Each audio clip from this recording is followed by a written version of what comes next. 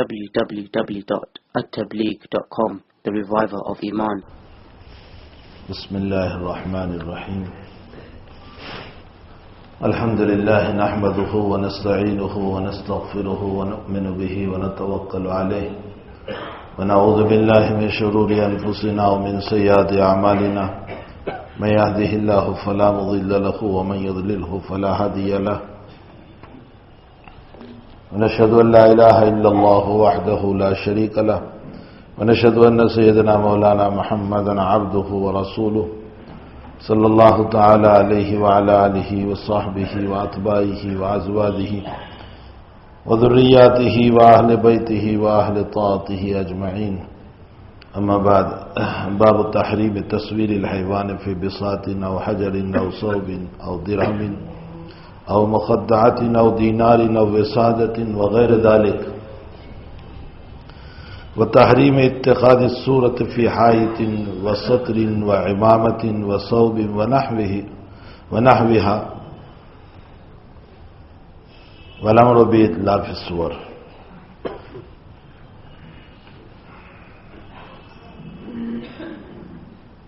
بزرگوں اور بھائیوں، حق تعالی جل شانہ و امن والہ نے اس کائنات میں ہم کو بھیجا تو اللہ تعالیٰ نے ہمیں کچھ اصول اور ضوابط دیے. خاص کر کے ایسے اصول ضرور ہمیں عطا فرمائیں کہ جس میں ہم کفر اور شرک سے پاک رہیں. دنیا کے اور معاصی اللہ تعالیٰ قرآن میں فرماتے ہیں کہ میں معاف کر سکتا ہوں، لیکن کفر اور شرک کو معاف نہیں کروں گا. ان اللہ لا یغفر ان یشرک بہ ویغفر ما دون ذلک لمن یشاء. میں تمہارے کفر اور شرک کو معاف نہیں کروں گا. کفر اور شرک کے علاوہ جتنے تمہارے گناہ ہیں، چاہے وہ زمین سے لے کر کے آسمان تک سارا خلا بھر جائے، اتنے گناہ کیوں نہ ہو، میں چاہوں گا تو معاف کر دوں گا. لیکن میری ذات کے ساتھ اگر تم کسی کو شریک کرو گے یا مجھے چھوڑ کر کسی اور کو مانو گے. کفر کا معنی ہوتا ہے اللہ کو چھوڑ کر کسی اور کو ماننا، اور شرک کا معنی ہوتا ہے اللہ کے ساتھ کسی کو شریک کرنا. تو تم مجھے چھوڑ کر کسی اور کو مانو گے یا میرے ساتھ کسی کو شریک کرو گے، میں اسے معاف نہیں کروں گا. اسی معلوم ہوتا ہے کہ اللہ تعالیٰ کی نظر میں کفر اور شرک بدترین گناہ ہے. جناب رسول اللہ صلی اللہ علیہ وسلم نے بھی اپنی روایتوں میں، اپنے ملفوظات میں، اپنی باتوں میں، اپنی احادیث مبارکہ میں اس مسئلے کو بہت کھولا. من مات وهو يعلم انه لا اله الا الله دخل الجنہ. جو آدمی اس حال میں مرا کہ لا الہ الا اللہ اس کی زبان پر ہوگا، وہ ضرور جنت میں جائے گا. اور آپ انداز لگائیں کہ دنیا بھر کی عبادتیں معافی کی گنجائش ہے. میں غالباً کسی مجلس میں بتا چکا ہوں کہ انسان اگر 6 نمازوں تک بے ہوش رہے، 6 نمازوں تک، تو نمازیں اس پر سے معاف ہو جاتی ہیں. فقہ نے مسئلہ لکھا ہے. جو آدمی پورا رمضان کا مہینہ بے ہوش رہا، پورا رمضان عید کا چاند ہونے تک، روزے معاف ہو جاتے ہیں. مجھے 2 دن میں زکوٰۃ ادا کرنا تھا، میرا سال ختم ہو رہا تھا اور آج گھر میں آگ لگ گئی اور سارا مال جل گیا. فقہ فرماتے جب مال ہی نہیں رہا تو کیا زکوٰۃ ادا کرے گا. بہت سارے مسائل میں شریعت مطہرہ نے بڑی گنجائشیں، بڑی وسعت رکھی، لیکن ایمان کے بعد میں کوئی گنجائش نہیں. نہ، ایمان کے بعد میں کوئی گنجائش نہیں. ایمان کے بعد میں تو ہم کو یہ کہا گیا کہ کوئی تیرے سینے پر بیٹھ جائے، خنجر لے کر کے بیٹھا ہوا ہے، یا 2 آدمی رائفل اور AK-56 لے کر کے تیرے سامنے کھڑے ہیں اور تجھے یوں کہہ رہے ہیں کہ تو فلاں بت کا نام بول لے، فلاں دیوی کا نام بول لے، فلاں دیوتا کا نام بول لے، فلاں معبود کا نام بول لے. اگر تجھ میں اتنی عزیمت نہیں ہے تجھ میں اتنی ہمت نہیں ہے، تجھ میں اتنی طاقت نہیں ہے، اور تو اپنی ذات کو بچانا چاہتا ہے، تو قرآن کہتا ہے، اللہ کہتا ہے تجھے اجازت ہے اپنی ذات کو بچا لے، کوئی حرج نہیں، لیکن اس صورت میں بھی تیرا دل تو ایمان سے ضرور بھرا ہوا ہونا چاہیے۔ زبان سے بول لینا وہ جو بلواتا ہے، ولیکن قلبہ مطمئن بالایمان، دل میں پھر بھی ایمان ہونا چاہیے۔ اور اگر تو نے بے خوف ہو کر کے زبان سے بھی کہا کہ چاہے مار ڈالو لیکن میں نہیں چھوڑوں گا، عزیمت ہے، شہید ہوگا، تعالیٰ اللہ کے پیغمبر فرماتے شہید ہو جائے گا۔ اسی لیے قرآن کریم میں کہا گیا وَاعْبُدْ رَبَّكَ حَتَّى يَأْتِيَكَ الْيَقِينُ، یہاں یقین بمعنی موت ہے، اور موت کو یقین سے اس لیے تعبیر کیا گیا کہ دنیا کے ہر مسئلے کے اندر شک ہو سکتا ہے، لیکن موت کے باب میں کوئی شک نہیں، کسی قوم کو نہیں، چاہے وہ اللہ کو مانتے ہو یا نہ مانتے ہو، لیکن موت پر ہر ایک کو یقین ہے۔ ہنود بھی مانتے ہیں کہ موت ہے، عیسائی بھی مان رہے ہیں کہ موت ہے، یہود بھی مان رہے ہیں کہ موت ہے، سکھ بھی مان رہے ہیں، ناستق بھی مان رہے ہیں کہ موت ہے، دہریہ بھی مان رہے ہیں کہ موت ہے، مجوس اور پارسی بھی مان رہے ہیں کہ موت ہے، مومن بھی مان رہا ہے کہ موت ہے۔ بہرحال موت اپنی جگہ مسلم ہے، تو موت ایک یقینی چیز ہے، قرآن نے اس کو یقین سے تعبیر فرمایا، اور مفسرین نے لکھا ہے کہ وَاعْبُدْ بمعنی یہاں پر ایمان ہے، تو اب ترجمہ یہ ہوگا تیرا ایمان موت تک رہنا چاہیے، حالانکہ 6 نمازوں تک بے ہوش ہو جائیں تو وہ نمازیں معاف ہو جاتی ہے، لیکن ایمان کے باب میں یہ کہا گیا کہ عالم سکرات ہے، عالم نزع ہے، عالم غرغرہ ہے، اور دنیا سے تو رخصت ہو رہا ہے، فرمایا اس عالم میں بھی تجھے کلمہ پڑھ کے جانا پڑے گا، مَمَّاتَ وَهُوَ يَعْلَمُ۔ اسی لیے نبی کریم صلی اللہ علیہ وسلم نے فرمایا لَقِّنُوا مَوْتَاكُمْ بِلَا إِلَٰهَ إِلَّا اللَّهُ، تم اپنے مرنے والوں کو لا الہ الا اللہ کی تلقین کرو، اور تلقین کا معنی یہ ہوتا ہے ان کے پاس بیٹھ کر پڑھو، تلقین کا معنی حکم نہیں، جیسے ہم کرتے ہیں نا مرنے والے کو پڑھو پڑھو، یہ نہیں، تلقین حکم نہیں، اس لیے کہ اگر تم نے دیکھو فقہا کی نظر کہاں پہنچتی ہے، فقہا فرماتے ہیں کہ حضور پاک صلی اللہ علیہ وسلم نے لقنو، تلقین کا معنی ہوتا ہے آپ مرنے والے کے پاس بیٹھ کر پڑھو، اس کو یاد آ جائے گا۔ پھر علماء نے یہ بھی لکھا ہے کہ ضروری نہیں ہے کہ زبان ہی سے پڑھے، نہ، اگر اس نے اشارہ کر دیا ایک انگلی سے، یہ بھی لا الہ الا اللہ، ضروری نہیں ہے کہ وہ لا الہ الا اللہ ہی بولے، ہر وہ کلمہ جو اللہ کی توحید پر دلالت کرتا ہوگا، اللہ کی وحدانیت پر دلالت کرتا ہوگا، ہر وہ کلمہ جو وہ بول لے گا اس کی موت ایمان پر ہوگی۔ جناب رسول اللہ صلی اللہ علیہ وسلم کا آخری جملہ کیا تھا؟ لا الہ الا اللہ نہیں، اللہم رفیق الاعلی، اللہم رفیق الاعلی۔ حضرت عائشہ فرماتی ہے بار بار انگلی اٹھاتے تھے اللہم رفیق الاعلی، اخیر میں حضرت نے فرمایا اللہم رفیق الاعلی، اور ہمیشہ کے لیے ہاتھ گر گیا۔ تو یہ آخری جملہ تھا اللہم رفیق الاعلی۔ اور علماء نے لکھا ہے اس روایت کی شرح کرتے ہوئے، وضاحت کرتے ہوئے فرمایا کہ رفیق اعلی سے یہاں کون مراد ہے؟ بعضوں نے کہا اللہ کی ذات مراد ہے، لیکن بعض اکابر فرماتے ہیں کہ رفیق اعلی سے مطلب وہ اکابر، وہ انبیاء کرام، اے اللہ میں نے انبیاء کرام کے زمرے میں شریک ہونا چاہتا ہوں، مطلب انبیاء کرام ایمان پر تیرے پاس آئے ہیں تو میں بھی ایمان ہی پر تیرے پاس آنا چاہتا ہوں، تو رفیق اعلی سے مطلب ایمان ہوا۔ اس لیے ہر وہ لفظ پھر ضروری نہیں کہ عربی ہی میں ہو، جس زبان میں بھی اللہ کی وحدانیت کا کلمہ اس کی زبان سے نکلے گا، بس وہ ایمان پر خاتمہ ہوگا۔ اور میرے بھائیو، سب سے بڑی دولت ایمان ہے۔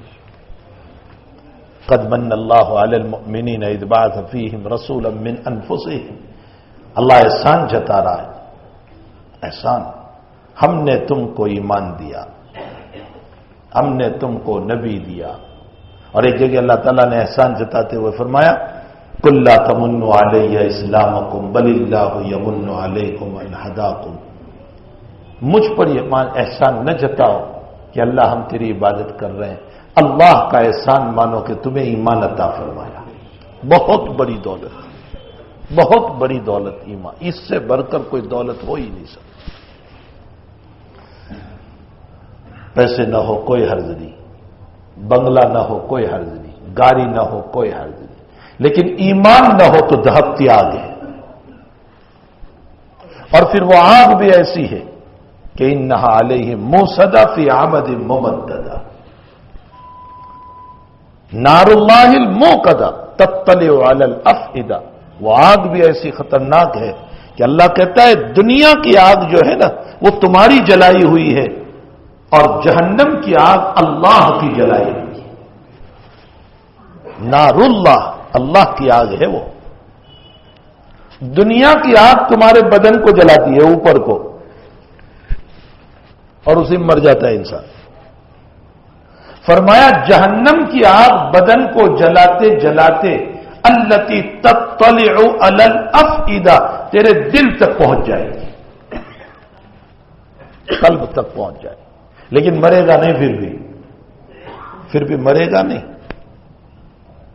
اور فرمایا کہ کبھی انسان مصیبت میں پھنستا ہے تو ادھر ادھر بھاگ کر بھی تھوڑی سی راحت لینا چاہتا ہے کہ چلو ادھر پانی کم ہے تو میں ادھر بچ جاؤں، ادھر آگ کم ہے تو میں ادھر بچ جاؤں۔ فرمایا میری جہنم کا حال یہ ہوگا انہا علیہم موصدہ فی عمد ممددہ، اوپر سے میں دروازہ بند کر دوں گا، جہنم کا دروازہ، اور فی عمد ممددہ اندر میں ستون ہے اور تھمبے ہیں، ان تھمبوں سے تجھے باندھ دوں گا، تو بھاگنا چاہے گا تو بھی نہیں بھاگ سکے۔ تو بھائی جہنم بڑی خطرناک ہے، اور ہم میں طاقت نہیں ہے، ہم میں طاقت نہیں ہے۔ ہم دنیا کے آفتاب کی گرمی برداشت نہیں کر سکتے، جہنم کی کیا برداشت کریں۔ کسی نے کتنی اچھی بات کہی کہ ہم دنیا میں بادل کی غرض کو بیان نہیں کر سکتے ہیں، اللہ کے غضب کو کیسے برداشت کریں۔ یہاں بادل گرجتا ہے تھوڑا سا، بارش کے زمانے میں تو ہم ہمارے در کے اندر بیٹھ جاتے ہیں، تو اللہ کے غضب کو کون برداشت کر سکتا ہے؟ تو حقیقت حال یہ ہے کہ ایمان ایک عظیم الشان دولت ہے جو اللہ تعالیٰ نے ہم کو عطا فرمائی ہے۔ اللہ یہ کہہ رہا ہے کہ دیکھو ہم نے تم کو ایمان دیا، پھر اسی کے ساتھ ساتھ ایمان بھی ایسا دیا کہ جس سے میں راضی ہوا۔ اللہ تعالیٰ قرآن میں فرماتے الیوم اکملت لکم دینکم واتممت علیکم نعمتی ورضیت لکم، میں تمہارے دین سے راضی ہوں۔ اور بادشاہ خود کہہ دے تمہارے کام سے راضی ہوں تو اس سے بڑھ کر کیا ہوگا؟ اللہ کہتا ہے میں تمہارے دین سے راضی ہوں، وردیت لکم الاسلام دینا۔ یہ عظیم الشان ایمان دیا، اور ساتھ ساتھ یہ فرمایا کہ یاد رکھو میں کفر شرک کو معاف نہیں کروں گا، باقی گناہوں کو میں چاہوں گا معاف کر دوں گا۔ روایتیں بھری پڑی ہے اللہ کی معافی کے اعلانات سے کہ کیسے بہانوں سے وہ معاف کرے گا۔ کبھی باپ کی سفارش بیٹے کو، بیٹے کی سفارش باپ کو، حافظ کی سفارش دوسروں کے لیے، اور عالم کی سفارش، علماء کی سفارش، اولیاء کی سفارش، بیوی کی سفارش، شوہر کی سفارش، معلوم مظلوم جو ہے جن کے اوپر احسان کیا ان کی سفارش، دنیا بھر کے لوگوں کی سفارشوں سے اللہ کہے میں تمہیں معاف کرتا جاؤں گا، معاف کرتا جاؤں گا، معاف کرتا جاؤں گا۔ یہ سب بہانے ہیں۔ اسی لیے قرآن کریم کی آیت پر غور فرمائیں کہ الحمد شریف کے اندر حق تعالی جل شانہ نے اپنے آپ کو فرمایا مالکی یوم الدین۔ مالک یوم الدین کا معنی، دین کا معنی جزا، بدلہ۔ قیامت کو یوم الدین اس لیے کہا، سنو، قیامت کو یوم الدین اس لیے کہا کہ وہ بدلے کا دن ہے۔ ابھی کل ہی مولانا ابراہیم صاحب نے بہت اچھی بات کہی اجتماع میں، بہت اچھی، دل کو لگنے والی۔ مولانا نے کہا کہ اللہ تعالیٰ نے دنیا کو دارالحقوق بنایا۔ دارالحقوق کا معنی ہوتا ہے یہاں ایک دوسرے کے حق ہے، ایک دوسرے کے حق ہے۔ اور مثال دی کہ آپ کپڑے دھلانا چاہتے ہیں تو کپڑے دھونے والے کو پیسوں کی ضرورت ہے، آپ کو کپڑے دھلانے کی ضرورت ہے، تمہارا تعلق ہوا اس سے۔ آپ نائی اور حجام کی دکان پر گئے، آپ کو بال کٹوانے کی ضرورت ہے، اس کو پیسوں کی ضرورت ہے، ایک تعلق ہوا۔ اسی طرح رشتہ دارانہ تعلق، دوستانہ تعلق، استاد شاگرد کا تعلق، پیر مرید کا تعلق، محلے والوں سے تعلق، اطراف سے تعلق، ہر ایک سے تعلق۔ اللہ تعالیٰ نے ان انسانوں کو ایک دوسرے سے متعلق بنایا اور ایک دوسرے کے حق رکھے۔ حقوق جانور چرند و پرند میں یہ کچھ نہیں۔ چڑیا ہے، اس کا چھوٹا سا بچہ اندے سے نکلا، ابھی وہ چھوٹا سا ہے، جب تک وہ چھوٹا ہے اس کی ماں اس کو کھلاتی ہے، لیکن جہاں پر نکل آئے وہ اڑ کر چلا جاتا ہے، نہ اس کو یہ پتا میری ماں کہاں ہے، نہ اس کو یہ پتا میرا باپ کہاں ہے، تعلق ختم۔ بھینس کا بچہ پیدا ہوا، جب تک چھوٹا ہے دودھ پی رہا ہے، جب بڑا ہو گیا اسے کچھ پتا نہیں میری ماں کہاں میرا باپ کہاں، بس وہ ایک آزاد ہے۔ تمام جانوروں کا حال یہ ہے کہ بچے ہیں تو ذرا سا تعلق، بڑے ہوئے تو سارے تعلقات ختم۔ انسان کا مسئلہ ایسا نہیں ہے، انسان ہر وقت ایک دوسرے سے جڑا ہوا ہے۔ اس کا باپ مر جاتا ہے تو بھی تعلق ختم نہیں ہوا۔ یہ بچہ جب بھی بلایا جائے گا اس کے باپ ہی کی طرف منسوب ہوگا، چاہے باپ مر چکا ہے۔ قیامت کے دن اس کے باپ ہی کی طرف منسوب کر کے بلایا جائے گا۔ تو دنیا دار الحقوق ہے، اور جب ایک دوسرے کے حق ہیں تو ایک دوسرے کے حقوق کو ادا کرنا بھی ضروری ہے۔ اب کیسے ادا کیا جائے تو اللہ نے اس کے لیے شریعت دی کہ یہ شریعت ہے، اس شریعت کے مطابق عمل کرو۔ شریعت کی ضرورت اس لیے پڑی، قرآن کی ضرورت اس لیے پڑی، پیغمبر کی ضرورت اس لیے پڑی کہ ہمیں حقوق کے ادا کرنے کا۔ اسی لیے میرے بھائیو ایک بات سمجھو، قرآن اور حدیث جب ہم کو یوں کہہ رہے ہیں کہ انصاف کرو، انصاف کرو، انصاف کرو، انصاف کس کو کہتے ہیں؟ میں نے آپ نے انصاف کس کو کہا؟ میں آپ انصاف کہتا ہوں میرا حق دیا جائے اور پھر مجھے تمہارا دینا ہے تو میں پیچھے ہٹتا ہوں۔ اور شریعت انصاف کس کو کہتی ہے؟ سنو، جناب رسول اللہ صلی اللہ علیہ وسلم کا ارشاد ہے کہ تم دوسروں کے لیے وہ پسند کرو جو اپنے لیے پسند کرتے ہو۔ کیا انصاف کی تعریف ہے؟ تم دوسروں کے لیے جو وہی پسند کرو جو اپنے لیے پسند کرو۔ میں چاہتا ہوں مجھے کوئی ذلیل نہ کرے تو میں چاہتا ہوں کہ میں بھی کسی کو ذلیل نہ کروں۔ میں چاہتا ہوں مجھے کوئی گالی نہ دے تو چاہتا ہوں کہ تمہیں بھی میں گالی نہ دوں۔ میں چاہتا ہوں لوگ میرے قرض کو ادا کریں تو مجھے بھی آپ کے قرض کو ادا کرنا چاہیے۔ اسی لیے حضور نے فرمایا کہ انصاف کا مطلب یہ ہے کہ تم دوسروں کے لیے وہ پسند کرو جو اپنے لیے پسند کرو۔ اگر میں ذلتی کو پسند نہیں کرتا تو اپنے بھائیوں کے لیے ذلتی کیوں پسند کروں؟ اگر میں اپنے لیے حسد کو پسند نہیں کرتا تو میں دوسروں کے لیے خود حسد کیوں کروں؟ اگر میری مائیں اور بہنیں اپنے گھروں میں آنے والی بہو سے متعلق نبی کے اس فرمان کو سمجھ لیں کہ جیسے میری بچی سے متعلق میری سوچ ہے، آنے والی بہو سے متعلق بھی میری یہ سوچ ہونی چاہیے، تو خدائے پاک کی قسم اس ساس اور بہو میں کبھی جھگڑا نہیں ہو سکتا۔ یہ انصاف کی تعلیم دی گئی، اس کو انصاف کہا جاتا ہے۔ حضور پاک صلی اللہ علیہ وسلم نے یہ انصاف کی تعریف فرمائی، اس کو انصاف کہا جاتا ہے۔ انصاف یہ نہیں ہے کہ میں سب سے اپنا حق لوں، کسی کو اپنا اس کا حق نہ دوں، اس کو انصاف نہیں کہا جاتا۔ تو اللہ نے پہلی صورت میں فرمایا میں قیامت کے دن کا مالک ہوں۔ دنیا میں تو دار العمل ہے، دار الحقوق ہے، یہاں عمل کرنا ہے، حقوق ادا کرنا ہے، بدلہ تمہیں قیامت میں ملے گا، اچھا برا دونوں طرح۔ اب جب قیامت میں بدلہ ملے گا تو جب بدلہ دیا جائے گا تو اللہ تعالیٰ جج بن کر بیٹھے گا، فیصلہ کرے گا، فیصلہ کرے گا وہ تو۔ اور جو جج ہوتا ہے، فیصل ہوتا ہے، وہ قاضی کہا جاتا ہے، وہ مالک نہیں کہا جاتا۔ مالک اور ہوتا ہے، مالک تو ملکیت کے اوپر دلالت کرتا ہے، وہ حاکم کہا جاتا ہے، فیصلہ کرنے والا۔ تو اللہ نے اپنے آپ کو حاکم کا لفظ نہیں کہا کہ میں حاکم بن کر بیٹھوں گا فیصلہ کرنے والا، مالک بن کر بیٹھوں گا۔ مالک کیوں کہا؟ تو جج بن کر بیٹھنے والا ہے تو اسی کے مطابق لفظ آنا چاہیے تھا، حاکم یوم الدین، قاضی یوم الدین۔ مالک کیوں لایا؟ صاحب روح المعانی نے لکھا ہے کہ اللہ نے اپنے آپ کو مالک کہہ کر بتایا کہ دنیا کا جج اور دنیا کا قاضی یہ قانون کے تابع ہوتا ہے، اس کو کسی پر رحم آ جائے کسی مجرم پر اور یہ معاف کرنا چاہے تو بھی معاف نہیں کر سکتا، اسے قانون کے تحت فیصلہ کرنا ہوگا اور سزا دینا ہوگا۔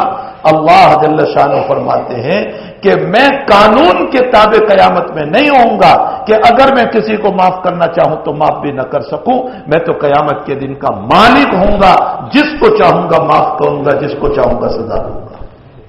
کسی کو مجھے پوچھنے کا حق نہیں ہوگا کہ اس کو معاف کیوں کیا، اس کو سزا کیوں دے دی، اس لیے مالک کا۔ تو حق تعالی جل شانہ نے ہمیں دنیا میں شریعت دی تاکہ ہم دنیا میں کفر، شرک سے، اللہ کی بغاوت سے، نافرمانیوں سے اپنے آپ کو بچائیں۔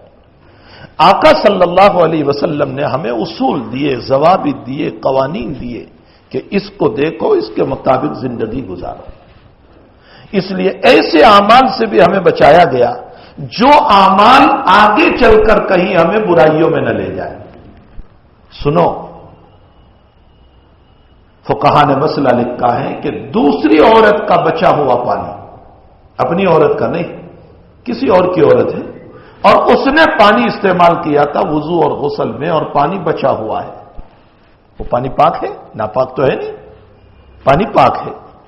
لیکن فقہا احتیاط پہلو یہ بتاتے ہیں، فرماتے ہیں کہ اس پانی کو استعمال نہ کرو احتیاطاً، اگر اور پانی موجود ہے تو دوسرے پانی سے وضو کر لو، غسل کر لو، اس پانی کو استعمال نہ کرو جو پرائی عورت کا پانی ہے اس نے استعمال کیا ہے، اگرچہ وہ 100% پاک ہے، تو وضو کرو گے ہو جائے گا، غسل کرو گے ہو جائے گا، لیکن احتیاط یہ ہے کہ تم اس پانی کو، اے اللہ اس میں حکمت کیا ہے؟ تو اب حکمت بتائی گئی کہ بہت ممکن ہے کہ وضو کرتے کرتے، غسل کرتے کرتے تیرا ذہن اس پرائی عورت کی طرف چلا گیا تو ذہنی زنا میں مبتلا ہو جائے گا۔ شریعت مطہرہ تمہیں بچانا چاہتی ہے۔ بخاری شریف میں روایت ہے، جناب رسول اللہ صلی اللہ علیہ وسلم نے فرمایا جب تم کسی کے گھر پہ جاؤ تو پہلے باہر سے اجازت لو، اگر وہ اجازت دے تو جاؤ، اور جب مکان میں جاؤ تو آقا فرماتے ہیں کہ ادھر ادھر مکان میں نظر نہ کرو، اس شوکیس پر اس شوکیس پر نظر نہ کرو۔ اب سوال یہ ہوگا کہ رب کریم عجیب بات ہے، آنکھیں تو نے دیکھنے کے لیے دی ہے، اگر مکان میں یہاں وہاں دیکھ لیا تو اس میں کیا ہو جائے گا کہ تیرا نبی اس سے منع کر رہا ہے؟ فرمایا اس لیے حکمت اس میں یہ ہے کہ دیکھنے میں کوئی گناہ نہیں ہے، لیکن حکمت اس میں یہ ہے کہ اگر تو ادھر ادھر نظر دوڑاتا ہے اور تجھے کوئی چیز بھا گئی، اچھی لگی تجھے، بہت ممکن ہے کہ تیرے دل میں اس کو لینے کا خیال پیدا ہوا تو تو چوری تک پہنچے، اور چوری نہ ہو تو کم سے کم تیرے دل میں ایک حرص اور لعنت تو پیدا ہو جائے گی۔ نبی اس سے بھی بچانا چاہتے تھے، اس لیے فرمایا ادھر ادھر نظر نہ کرو۔ شریعت مطہرہ نے ہر ایسے اعمال پر بریک لگائی۔ مسلم شریف میں روایت ہے، عبداللہ ابن مکتوم رضی اللہ تعالیٰ عنہ حضرت کے پاس تشریف لائے اور حضرت حفصہ رضی اللہ تعالیٰ عنہ، ام سلمہ رضی اللہ تعالیٰ عنہ، زوج محترمہ ام المؤمنین ہماری مائیں ہیں، نبی کی بیویاں ہیں، حضرت کے پاس تشریف فرماتی بیٹھی ہوئی تھی مکان میں۔ عبداللہ ابن مکتوم نے اجازت مانگی۔ عبداللہ ابن ام مکتوم نابینا صحابی ہے، آپ نے اجازت مانگی تو حضرت نے ان دونوں عورتوں سے فرمایا احتجیبا، پردہ کرو، جاؤ پیچھے جاؤ۔ تو ان دونوں زوجہ محترمہ نے، ہماری امیوں نے نبی کو یوں کہا، اللہ کے حبیب یہ تو نابینا ہے، یعنی یہ کہاں دیکھتے ہیں ہم کو کہ پردے کی ضرورت ہو، یہ تو نابینا ہے۔ حضرت نے فرمایا افامی آوانے انتما، تم دونوں نابینا ہو؟ اب بعض علماء نے تو اس سے مسئلہ نکالا کہ جیسے مرد پرائی عورت کو نہیں دیکھ سکتا، اسی طرح عورت بھی پرائے مرد کو نہیں دیکھ سکتی۔ بعض لوگوں نے اس حدیث سے یہی مسئلہ نکالا، اگرچہ ہمارے حنفیہ کا یہ مسلک نہیں ہے، احناف کا مسلک یہ ہے کہ مرد پرائی عورت کو نہیں دیکھ سکتا، عورت دیکھ سکتی ہے بشرطے کی خواہشات نہ ہو، ہوس نہ ہو۔ اور روایت میں ہے کہ حضرت عائشہ رضی اللہ تعالیٰ عنہ حضور پاک صلی اللہ علیہ وسلم کے پیچھے کھڑی ہو کر حبشہ کے وہ صحابہ جو مسجد نبوی کے باہر عید کے دن اپنا کرتب اور بلم چلانا بتا رہے تھے، اس کو حضرت عائشہ نے دیکھا اور حضور نے بتایا، لیکن وہاں خواہشات کا کوئی مسئلہ نہیں تھا۔ خیر اس روایت کے اندر اللہ کے نبی نے فرمایا جاؤ دونوں پردہ کرو۔ اب سوال یہ ہوتا ہے کہ عبداللہ ابن مکتوم تو دیکھتے نہیں، تو پھر پردہ کرنے کو کیوں کہا گیا؟ دیکھو میں جو آپ کو بتانا چاہتا ہوں کہ وہ اعمال جس سے آگے کی قباحت پیدا ہونے کا امکان ہے تو شریعت نے بریک لگائی۔ نابینا آدمی کی عادت یہ ہوتی ہے کہ اس کو پتہ نہیں ہوتا ہے کہ یہاں کون بیٹھا ہوا ہے، وہ کبھی یہاں کھجا رہا ہے، کبھی یہاں کھجا رہا ہے، اور کبھی اس کے بار بار سطر کے اوپر ہاتھ جاتا ہے، اور وہ ایسا اس لیے کرتا ہے کہ وہ کوئی گندا پن نہیں سوچ رہا ہے، لیکن چونکہ اس کو نظر نہیں آتا اس لیے وہ چاہتا ہے کہ میں اچھی طرح رہوں اور میرا کوئی عضو کھلنے نہ پائے، اس لیے بار بار سطر پر ہاتھ ڈالتا ہے، اور عورتوں کے سامنے ہاتھ ڈالنا اچھا نہیں ہوتا۔ اللہ کے حبیب نے فرمایا تم پیچھے چلی جاؤ۔ شریعت مطہرہ جو ہے نا، ہماری شریعت بہت لطیف شریعت ہے، اس کی گہرائی میں جب ہم جاتے ہیں تو ہمیں معلوم ہوتا ہے کہ حضور پاک صلی اللہ علیہ وسلم نے ہمیں جو اعمال عطا فرمائے، جو شریعت عطا فرمائی، خدا پاک کی قسم ایسی شریعت دی ہے کہ اگر اس شریعت پر ہم عمل کرنے والے ہو جائیں تو تمام برائیوں سے ہم بچ جائیں گے۔ بخاری شریف میں ایک روایت ہے، اللہ کے حبیب پاک صلی اللہ علیہ وسلم حضرت عائشہ فرماتی ہے کہ میرے مکان میں حضرت تشریف لائے، کچھ چھوٹی بچیاں تھیں وہاں، خوشی کا دن تھا، عید کا دن تھا، چھوٹی بچیاں تھیں، وہ کچھ گانا گا رہی تھی۔ کیا گانا گا رہی تھی؟ جنگ بعاث کے تذکرے۔ جنگ بعاث ایک جنگ تھی جو حضرات انصار میں ہوئی تھی، اوس اور خزرج کے بیچ میں۔ یہی انصار ہے جو اللہ کے نبی کی بنیاد پر بھائی بھائی ہو گئے، ورنہ وہ تو 120 سال سے لڑتے چلے آ رہے تھے، بڑی زبردست لڑائی، انہوں نے ان کو مارا، انہوں نے ان کو مارا، بدلے پہ بدلہ، بدلے پہ بدلہ۔ تو جو لوگ مرے تھے اور بڑی بہادریاں ان کی تھی، یہ بچیاں ان بہادریوں کو بیان کر رہی تھی۔ کوئی حد نہیں، کوئی خواہش کا گانا تو تھا نہیں، شہوت کو بھڑکانے والا کوئی برا گانا تو تھا نہیں۔ اللہ کے حبیب تشریف لائے، بچیاں گا رہی تھی، حضرت عائشہ بیٹھی ہوئی ہے، حضرت تشریف لائے۔ روایت میں ہے کہ حضرت بستر پر پہنچے، چادر اوڑھی اور کروٹ بدل کر سو گئے، بچیوں کو کچھ نہیں کہا، گانے دیا، حضرت کروٹ بدل کر سو گئے، چادر اوڑھ لی۔ اتنے میں صدیق اکبر تشریف لائے، ابو بکر نے بچیوں کو داد دیا کہ کیا کر رہی ہو تم؟ اللہ کے نبی یہاں سوئے ہوئے ہیں، تم اس طرح گانا گا رہی ہو۔ تو حضرت نے کروٹ بدلی اور ابو بکر صدیق سے فرمایا ابو بکر گانے دو ان کو، اس لیے کہ یہ کوئی غلط گانا تو تھا نہیں، جو آج کل کے خواہشات والے گانے وہ نہیں، یہ تو جنگ بعاث کے اندر جو ان کے باپ دادا کے کارنامے تھے اس کو گا رہی تھی۔ اسی سے تو علماء نے مسئلہ نکالا ہے کہ اگر نبی کے شان میں اشعار پڑھے جائیں، اللہ کی شان میں پڑھے جائیں، کسی بزرگ کی شان میں پڑھے جائیں، اپنے اس شیخ کے باب میں اشعار پڑھے جائیں، اپنے استاذ کی تعریف میں اشعار پڑھے جائیں، جائز ہے، کوئی برے نہیں ہے۔ ایک طرف تو یہ مسئلہ جواز کا نکل آیا، صدیق اکبر کو حضرت نے فرمایا گانے دو ان کو، لیکن دوسری طرف حضرت جو ہے کروٹ لیٹ کر چادر اوڑھ کر سو گئے۔ علماء نے اس سے مسئلہ نکالا کہ حضرت نے خود کروٹ اس لیے بدل لی کہ حضرت نے دیکھا مضمون صحیح ہے، گانے کی اجازت ہے، لیکن حضرت صلی اللہ علیہ وسلم طبعی طور پر اس کو پسند نہیں فرمایا کہ اس طرح کا گانا اس طرح گایا جائے۔ علماء نے اس سے اور ایک مسئلہ نکالا کہ اس طرح کے گانے کی اجازت ضرور ہے، لیکن اہل تقوی کو چاہیے کہ ایسی مجلس میں شریک نہ ہو۔ آج کل جو عمومی طور پر صرف اسی کی مجلس کی نعت خوانی، صرف نعت خوانی، اور اس کی مجلس منعقد کی جاتی ہے اور گھنٹوں چلتی ہے، وہ پھر اجازت اپنی جگہ، لیکن حضرت کا کروٹ بدل کر لے جانا، ورنہ تو امت نہ معلوم اس سے کیا مسئلہ مستنبت کر لیتی اگر حضرت بھی برابر سنتے رہتے۔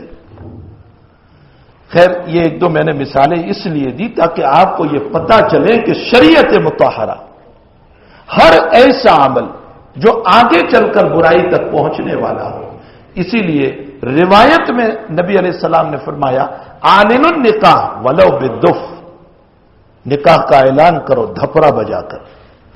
دھپرا اور ڈھولک میں فرق ہے، ڈھولک دونوں طرف سے بند ہوتا ہے اور دھپرا ایک طرف کھلا ایک طرف بند۔ حضرت نے فرمایا جب تم نکاح کرو تو اس کو ذرا بجاؤ، یہ اس لیے بجانا ہے تاکہ لوگوں کو پتا چلے کہ نکاح ہو گیا ہے، ورنہ کل کو ہاتھ پکڑ کے نکلیں گے تو کہیں گے ظالم کس کو لے کر جا رہا ہے، اس لیے فرمایا۔ لیکن ہمارے فقہا فرماتے ہیں کہ اب نہیں بجایا جائے گا، حالانکہ حدیث میں اب نہیں بجایا جائے گا۔ کیوں؟ اگر آج ہم کو اور آپ کو دھپرا بجانے کی اجازت دی جائے تو کل کو ہم بین بازی پر چلے جائیں گے، ہمیں بہت بڑی قباحت پر پہنچا دے گا۔ اس لیے علماء نے روایت کے باوجود منع کر دیا۔ ایسے بے شمار مسائل ہیں شریعت مطہرہ میں، اسی کے قبیل سے یہ بھی مسئلہ ہے جو آج کا سبق ہے کہ جناب رسول اللہ صلی اللہ علیہ وسلم نے جاندار کی تصویر سے منع فرمایا۔ پہلی امتوں کے اندر اجازت تھی، لیکن اس امت میں قطعی طور پر اس کی اجازت نہیں، جاندار کی تصویر کو نہیں لیا جائے گا۔ کیوں؟ حضور پاک صلی اللہ علیہ وسلم نے اتنی وعیدیں ذکر فرمائی ہے کہ عن عبداللہ ابن عمر رضی اللہ تعالیٰ عنہ ان رسول اللہ صلی اللہ علیہ وسلم قال ان الذين يصنعون هذه الصور يعذبون يوم القيامة يقال لهم احيوا ما خلقتم، جو اس طرح کی تصویریں کھنچواتے ہیں بلا ضرورت ہے پاسپورٹ کاپی میں، آدھار کارڈ کے بنانے میں، سرکاری قوانین میں، دستاویز کے بنانے میں، وہاں آپ کو ضرورت ہے، وہ یقیناً اجازت ہے شریعت مطہرہ کی طرف سے، لیکن بلا ضرورت شوقیہ تصویریں۔ جنہوں نے جاندار کی تصویر، چاہے وہ میری تصویر ہو، آپ کی تصویر ہو، اور چاہے کسی بزرگ کی تصویر ہو، بہت سارے لوگ بزرگوں کی تصویر لے کر پھرتے رہتے ہیں، چاہے وہ کسی بزرگ کی تصویر ہو۔ اللہ کے حبیب پاک صلی اللہ علیہ وسلم فرماتے ہیں کہ جنہوں نے اس طرح کی تصویریں لی ہے اور کاغذات کے اوپر لے آئے ہیں، فرمایا ان کو قیامت کے دن سزا دی جائے گی، اور کب تک سزا ہوتی رہے گی؟ اللہ کہے گا احیوا ما خلقتم، جس کو تم نے بنایا تھا اس میں جان ڈالو، اور بندہ جان نہیں ڈال سکے گا تو سزا ہوتی رہے گی۔ بہت سخت جملہ ہے، بہت سخت جملہ۔ آئے دن آج کل ایک فیشن بنی ہوئی ہے تصویروں کی، آئے دن ایک فیشن بنی ہوئی۔ عجیب و غریب بات یہ ہے کہ بزرگان دین بیٹھے ہوئے فوٹو لے لیا چپکے سے، اس سے بہت احتیاط۔ میں یوں کہتا ہوں کہ اس طرح کی تصویروں سے کیا ملے گا ہم کو؟ کیا ہماری عزت بڑھ جائے گی؟ کیا ہماری عمر میں زیادتی ہو جائے گی؟ سنو، اللہ کے نبی نے جس کو ناپسند فرمایا اس میں کبھی برکت ہو ہی نہیں سکتی، اس پر تو لعنت ہے، اس پر تو سخت وعیدیں ہیں۔ اس لیے ہمیں اس طرح کی باتوں سے بہت احتیاط کرنا چاہیے۔ حضرت عائشہ رضی اللہ تعالیٰ عنہ کی روایت ہے قدیم رسول اللہ صلی اللہ علیہ وسلم من سفر، حضرت ایک سفر سے تشریف لائے۔ عائشہ فرماتی ہے کہ میں نے حضرت ہی کے خاطر دروازے پر ایک اچھا پردہ لٹکایا تھا تاکہ حضرت کو ذرا اچھا لگے۔ حضرت گھر میں آئے، دیکھا کہ پردے پر تصویریں ہیں، حضرت واپس ہو گئے۔ حضرت عائشہ فرماتی ہے کہ یا رسول اللہ انی اتوب الی اللہ ثم الیک، اللہ کے حبیب میں اللہ سے پہلے معافی مانگتی ہوں پھر آپ سے، مجھ سے قصور کیا ہوا؟ کیا آپ گھر میں نہیں آ رہے؟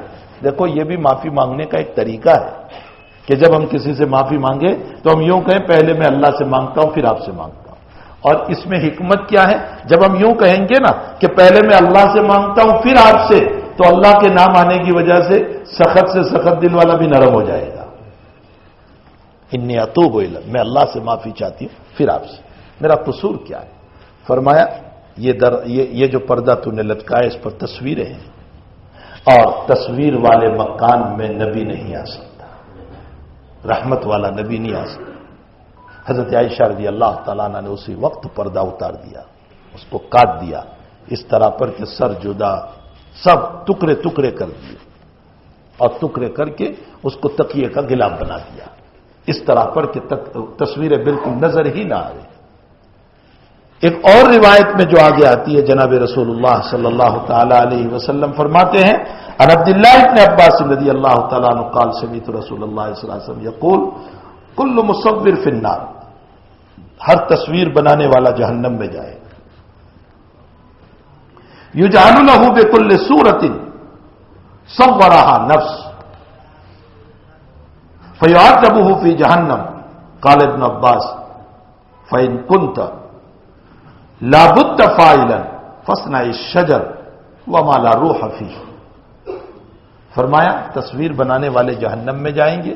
عبداللہ ابن عباس فرماتے ہیں تجھے اگر بہت شوق ہے تصویر کا، بہت شوق ہے تجھے، تو اچھا تو غیر زیرو کی بنا لے، درخت کی بنا، پہاڑ کی بنا، مکان کی بنا، یہ تصویریں بناؤ، اس پر تمہیں کوئی عذاب نہیں ہوگا، لیکن زیرو کی تصویریں نہ بناؤ، اس لیے کہ جو انسان زیرو کی تصویر، جاندار کی تصویر بناتا ہے، گویا کہ وہ اللہ کی خلقت میں شریک ہو رہا ہے۔ جیسے اللہ پیدا کرتا ہے، گویا ہم یہ کہہ رہے ہیں کہ ہم بھی پیدا کر رہے ہیں، تو اللہ کہتا ہے اچھا روح ڈال دے اب اس میں روح ڈال۔ تو میرے بھائیوں، ایسے امور سے ہمیں بچنا چاہیے۔ دیکھو کفر دنیا میں کیسے آیا، مورخین نے لکھا ہے کہ کفر دنیا میں حضرت نوح علیہ السلام کے زمانے سے آیا۔ کیسے آیا؟ مورخین فرماتے ہیں کہ جب حضرت نوح علیہ السلام کے زمانے میں اور ان سے پہلے جو انبیاء کرام گزرے، ان میں جب بھی کوئی مرتا تھا تو شیطان نے یہ پتی پڑھائی کہ یہ تیرا آدمی بڑا اللہ والا تھا، نیک تھا، صالح تھا، پرہیزگار تھا، ایک کام کر اس کی تصویر بنا لی۔ تو اس زمانے میں پتھروں کی تصویر بناتے تھے، تو پتھر کی تصویر بناتے تھے۔ کیوں بنوائی؟ شیطان نے کہا یادگار، ہم بھی تو یہی کہتے ہیں نا، فیم میں تصویر لگا کر ابا کی یادگار، امی کی یادگار، یہی شیطان نے پتی بھرائی تھی کہ یادگار۔ پھر کچھ دنوں کے بعد یہ پتی پڑائی کہ یہ جو تصویر تم بنا رہے ہو اپنے بزرگوں کی، اپنے صالحین کی، اپنے نیک لوگوں کی، اصل میں اس کو اس لیے بنانا ہے کہ تمہارا جی عبادت میں نہیں لگتا تو ان عابدین کی زندگی کو دیکھ کر تمہارا جی لگے گا۔ یہ اللہ والے تھے، یہ نیک لوگ تھے، اچھا یہ عبادت کرتے تھے، تو چلو ان کی وجہ سے اب ہمارا دل بھی لگے گا۔ یہاں تک تو پہنچایا۔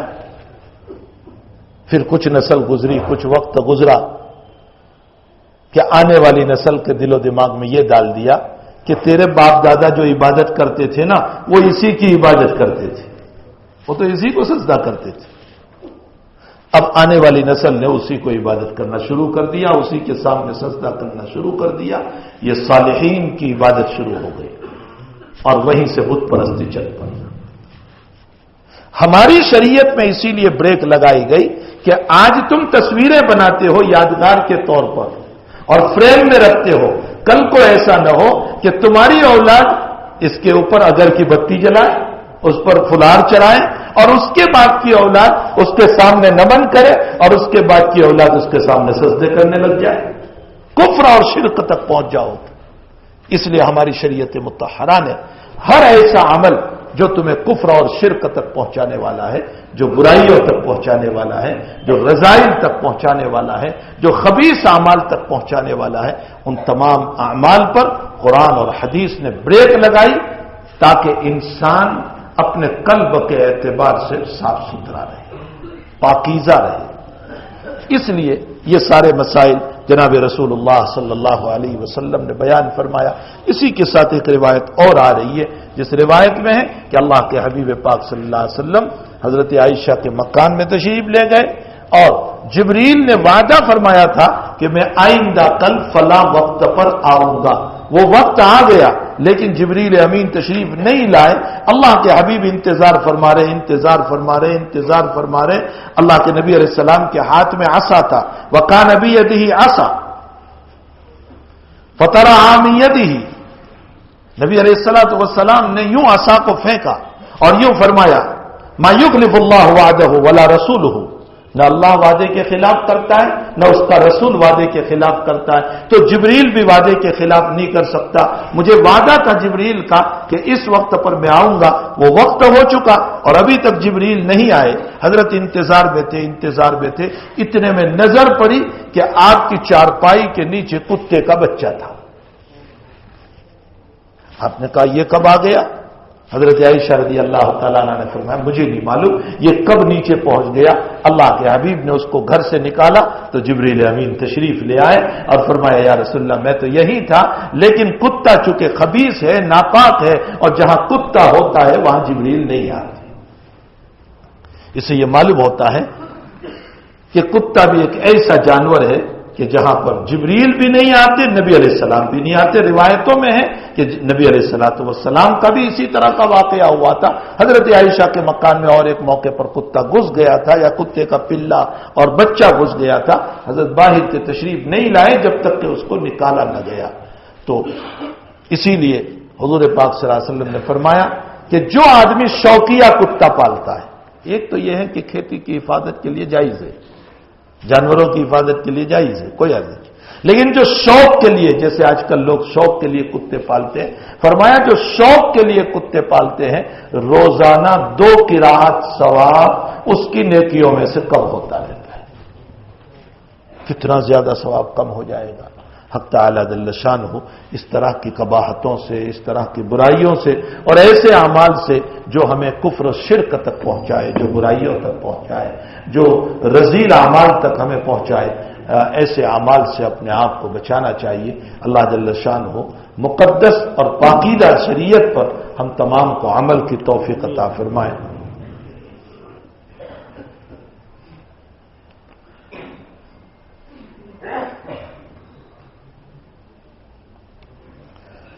आगत भाई गनी भाई की बीवी हुसैना बीबी का इंतकाल हो गया है। दुआए मगफिरत की गुजारिश की जाती है। अल्लाह ताला मरहुमा की मगफिरत फरमाए, उनके दर्जात को बुलंद फरमाए।